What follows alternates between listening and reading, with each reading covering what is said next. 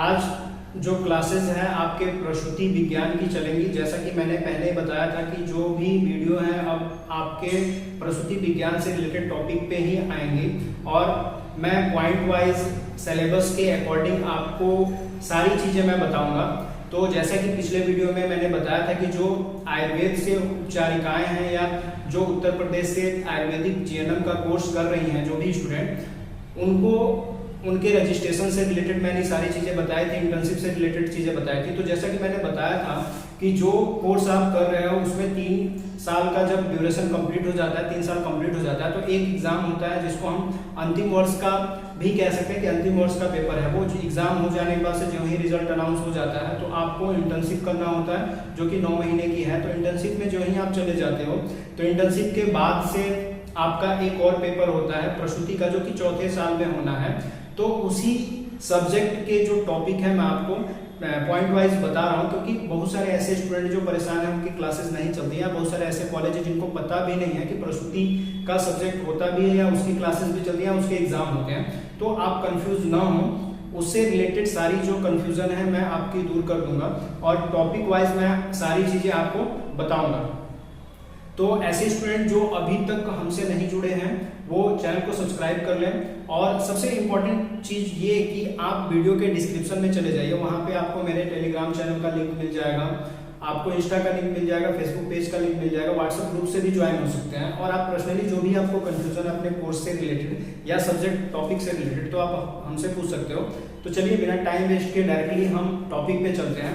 तो आज का जो टॉपिक है वो है स्त्री शरीर रचना और ये प्रसूति विज्ञान का ही टॉपिक है। और स्त्री शरीर रचना जो है बहुत ही ज्यादा इंपॉर्टेंट है, लेकिन प्रसूति विज्ञान में आपको किस तरीके से इसको पढ़ना है और एग्जाम में अगर आएगा तो आंसर किस हिसाब से देंगे उससे रिलेटेड हम चीजें बताएंगे आपको। तो सबसे पहली चीज कि स्त्री शरीर रचना में कौन कौन से पॉइंट आपको पढ़ने, किस पे विशेष करके ध्यान देना है, तो वो पॉइंट में मैं बता दूं कि आपको स्त्री शरीर रचना में सबसे पहली जो चीज है वो है श्रोणी। श्रोणी पढ़ना है।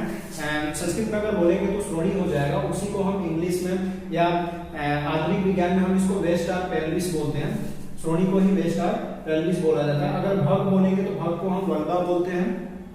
तीसरा जो है जिसको हम योनि बोलते हैं, जिसको वजाइना, संस्कृत में योनि और इंग्लिश में हम उसको कहते हैं वजाइना। और फोर्थ जो है आपका गर्भाशय यूट्रस, उसको आयुर्वेद में आभ्यंतर स्त्रोतस या आंतः स्त्रोतस कहते हैं। मतलब ये वह जगह है जहां से ब्लीडिंग हो रही है या स्त्रोत जो है जहां से जो मेंस आते हैं उस चीज के बारे में, जिस अंग से आ रहे हैं उस चीज के बारे में इस पॉइंट में हम डिस्कस करेंगे। उसी तरह से नेक्स्ट जो है धमनी, और ये डायरेक्टली स्त्री शरीर रचना की बात हो रही है। तो बॉडी जो है फीमेल्स बॉडी की जो धमनी है जिसको आर्टरीज या चैनल्स बोल रहे हैं उस पर भी डिस्कस करेंगे। फिर उसके बाद से नेक्स्ट है आपकी शिराएं जिसको वेन्स कहते हैं, और फिर है मर्म जिसको हम विटल पार्ट्स कह रहे हैं, और लास्ट है आपका पेशी जिसको हम मसल्स कहते हैं। ये स्त्री शरीर रचना में आपको मैक्सिमम 9 पॉइंट मैंने यहाँ पे सेपरेट करके दिए हैं, तो 9 पॉइंट पे ही डिस्कस होंगे इसमें। तो स्त्री शरीर रचना में 9 पॉइंट है, 9 पॉइंट को मैं एक्सप्लेन करके बताऊंगा, पूरा डिटेल में बताऊंगा कि आयुर्वेद में आप प्रसूति विज्ञान अगर पढ़ते हो तो उसमें इन जो स्त्री शरीर रचना में जो भी पार्ट्स हैं उनको कैसे पढ़ेंगे या एग्जाम में आता है तो कैसे डिस्कस करेंगे। तो बात करते हैं, पहला जो पॉइंट है जैसे श्रोणी जिसको बोल रहे हैं, तो श्रोणी की बात करते हैं कि हम अगर एग्जाम में अगर श्रोणी पूछता है या एज ए नॉलेज अगर हमें ये चाहिए कि श्रोणी किसको कहते हैं तो उसको किस हिसाब से हम बताएं। श्रोणी है स्त्री शरीर रचना में जो श्रोणी है जिसको हमने बताया कि वेस्ट आर पेल्विस बोलते हैं। तो जो आचार्य थे, आयुर्वेद आचार्य जो थे, उनके हिसाब से या उन्होंने जो कथन कहा है उनके हिसाब से उन्होंने जो बताया है कि श्रोणी गुहा में या श्रोणी में कितनी बोन्स होती, कितनी हड्डियां होती हैं, उसको अगर एग्जाम में पूछे तो आप किस हिसाब से लिखोगे। तो प्रसूति में अगर हम श्रोणी की बात करेंगे, वेस्ट आर पेल्विस की बात करेंगे, तो 3 जो आचार्य हैं उनके कथन ज्यादा इंपॉर्टेंट रखते हैं तो उस पर बात कर लेते हैं। तो चरक ने श्रोणी गुहा के निर्माण में बताया है कि 3 हड्डियां जो है, 3 अस्थियां जो है भाग लेती हैं, जिसमें उन्होंने क्लियरली कह दिया है कि जो श्रोणी फलक है, श्रोणी फलक की स्टार्टिंग वाली जो स्ट्रक्चर है वेस्टी, वहां पे 2 बोन्स पार्टिसिपेट करते हैं, 2 हड्डियां होती हैं। और अगर भगास्थी की बात करें तो यहाँ पे 1 हड्डी होती है। तो टोटल 3 अस्थियों के बारे में चरक ने बताया है। उसी तरह से अगर सुश्रुत की बात करेंगे तो सुश्रुत ने कहा है कि जो गुदा अस्थि है वो है 1 और भगास्थी 1, नितंबस्थियां जो है वो 2 हैं और त्रिकास्पी जो है 1 है। तो इनके अनुसार जो वेस्ट में जो हड्डियां होती हैं वो है 5। तो वेस्ट की जो हड्डियां हैं वो है 5। इनके हिसाब से सुश्रुत के अनुसार से और चरक के अनुसार से 3 हड्डियां हैं, अस्थियां हैं। और उसी तरह से अगर बागभट की बात करेंगे तो बागभट ने भाग में 1 अस्थि बताई है, त्रिक में 1 और नितंब में भी, नितंब में इन्होंने भी 2 बताए हैं। तो बागभट ने नितंब में 2 अस्थियां बताई हैं, जबकि चरक का अगर हम देखें तो चरक का जो मत है या चरक ने जो लिखा हुआ है उसके अनुसार पूरी तरह से जो महिलाओं की जो श्रोणी है उसमें जो अस्थियां हैं 3 ही हैं, बाकी सुश्रुत के 5 हैं और बागभट के 4 हैं। तो अगर देखें तो तीनों आचार्यों के मत कहीं पे मिल नहीं रहे हैं। बस बागभट की अगर देखें तो बागभट ने नितंब में 2 अस्थियां बोली हैं और सुश्रुत ने भी नितंब में 2 ही अस्थियां बताई। तो यहाँ पे मिल रहा है, बाकी एक अगर चेंज कर दे, छोड़ दे तो यहाँ पे कोई चीज मिल नहीं रही है।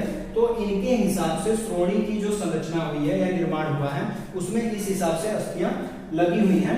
तो ये हो गई कि प्रसूति में अगर श्रोणी आता है तो श्रोणी में जो अस्थियां जो लगी हुई है निर्माण में कितनी अस्थियां, तो किनके अनुसार कितनी है उस हिसाब से आपको एग्जाम में लिखना होता है। तो मन करे तो आप इसका एक स्क्रीनशॉट ले लीजिए ताकि आपको आसानी हो जाएगा कि आप इससे रिलेटेड सारी चीजें अपने दिमाग से इसको फिर से रिवीजन कर सकते हो। तो एक स्क्रीनशॉट इसका ले लीजिए। अब पेल्विस जॉइंट की बात कर लेते हैं तो श्रोणी की संधियों के बारे में बात करते हैं। तो श्रोणी की संधियां जो हैं वो किस हिसाब से हैं और प्रसूति में आपको आयुर्वेद के अनुसार किस हिसाब से आपको मेंशन करना है, किस हिसाब से लिखना है उसको मैं बता दूं। तो जो जॉइंट्स ऑफ पेल्विस है या श्रोणी की संधियां जिसको कह रहे हैं, तो यहाँ पे अगर देखें तो कटिकपालों मतलब कि आयुर्वेद में लिखा हुआ है कि कटिकपालों में 3 संधियां। तो कटी मतलब कमर की जो जगह बताई जा रही है उसी को। तो कटिकपालों में जो ज्वाइंट्स हैं वो 3 हैं। तो 3 ज्वाइंट्स हैं और 3 ज्वाइंट्स बोले गए हैं। कटिकपालों में 3 ज्वाइंट्स हैं। अगर देखें तो गुद, भंग और नितंब में जो संधियां हैं उसको हम सामुद्र कहते हैं। इसको हम सामुद्र संधियां कहते हैं, जो कि 3 जगह पे मैंने मेंशन किया हुआ है, गुद, भंग और नितंब में। तो सामुद्र संधियां होती हैं। उसी तरह से अगर कटिकपालों में बात करें, इसकी बात करें कि इसमें कौन सी संधियां होती हैं, तो इसको कहते हैं तुल्य सेवनी संगक संधियां। क्या कहते हैं? तुल्य सेवनी संगक संधियां। ये हो गई कटिकपालों में तुल्य सेवनी संगक संधियां होती हैं, जो मतलब कि 3 संधियां हैं। तो तुल्य सेवनी संगक संधियां बोली जाती हैं। बागभट ने तुल्य सेवनी को तुल्य सेवनी कहा है। इन्होंने इस चीज का समर्थन किया है, नाम भी दिया तुल्य की 3 संधियां होती हैं। कटिकपालों में 3 संधियां होती हैं, जिनकी बात की जाए श्रोणी की संधियों की बात की जाए तो इनके 3 ज्वाइंट्स होते हैं। तो बागभट ने भी इस चीज का समर्थन किया है और इन्होंने तुल्य सेवनी को बस तुल्य सेवनी कह दिया है। बस ये थोड़ा सा डिफरेंस है। तो स्त्री शरीर रचना में जो पहला टॉपिक था जिसमें आपको श्रोणी गुहा या श्रोणी में जो बोन्स कितने हैं, श्रोणी के ज्वाइंट्स कितने होते हैं जानना था। मैंने अपने तरीके से आपको अच्छी तरीके से समझाने का प्रयास किया है और बहुत ही साधारण शब्दों में और रेफरेंस के साथ मैंने बताया। आशा करता हूं कि ये सारी चीजें आपको समझ में आ गई होंगी और उम्मीद करता हूं कि आप एक नोट्स तैयार करेंगे जिसमें सारी चीजें मेंशन कर लेंगे। इस हिसाब से आप सारी चीजों को लिख सकते हो। बहुत ही बारीकी से मैंने समझाने का प्रयास किया है। यदि इससे रिलेटेड आपके कुछ कंफ्यूजन है या बहुत सारी चीजें हैं जो नहीं समझ में आ रही है टॉपिक से रिलेटेड, तो आप कमेंट बॉक्स में लिख दीजिए, मैं उसका आंसर जरूर दूंगा। या नेक्स्ट वीडियो में कोशिश करूंगा कि मैं उस चीज को सही करूं या फिर उस चीज को समझाने का प्रयास करूं। और मैंने पहले भी बताया था कि जो प्रसूति के जो टॉपिक हैं आप बारी बारी से चलेंगे, तो प्रसूति के भी टॉपिक आपके धीरे धीरे मैं बता रहा हूं और कोशिश करूंगा कि आपके बहुत सारे टॉपिक मैं आपको पढ़ा दूं और बहुत सारे टॉपिक मैं आपके सामने एक्सप्लेनेशन के साथ रख दूं ताकि आपको सारी चीजें क्लियर हो जाए। और बहुत सारे ऐसे स्टूडेंट हैं जिनके कमेंट आ रहे हैं कि सर डी.फार्मा फर्स्ट ईयर की क्लास कब चलेंगे। तो फर्स्ट ईयर के बहुत सारे वीडियो आपको वीडियो की प्लेलिस्ट में चले जाइएगा, चैनल पे आपको मिल जाएंगे। उसी तरह से जीएनएम फर्स्ट ईयर के हो गए या जीएनएम सेकंड ईयर के, थर्ड ईयर के जो भी स्टूडेंट है, सारे टॉपिक आपको वहाँ पे पॉइंट वाइज मिल जाएंगे। और बहुत सारे ऐसे टॉपिक हैं जो अभी आपको जानने बाकी हैं, बहुत सारे ऐसे टॉपिक हैं जो मैंने अभी नहीं बताया है। तो आपकी भी क्लासेस बारी बारी से चलेगी। तो कुछ टॉपिक मैं डिस्कस करते रहता हूँ बीच बीच में, तो कभी समय मिला अगर आपके टॉपिक नहीं बता पा रहा हूँ तो इनके भी टॉपिक मैं बीच बीच में जो डी.फार्मा के हैं, जीएनएम फर्स्ट ईयर वगैरह के स्टूडेंट हैं या दूसरे स्टेट के जो हैं जिनको टॉपिक अपने जानने हैं, तो वो भी चीजें मैं बीच बीच में आप सभी को बताते रहूंगा। तो वीडियो में लास्ट तक बने रहने के लिए आप सभी का बहुत बहुत धन्यवाद। वीडियो अगर अच्छी लगती है तो लाइक कीजिए, दूसरों तक पहुंचाने के लिए शेयर कीजिए।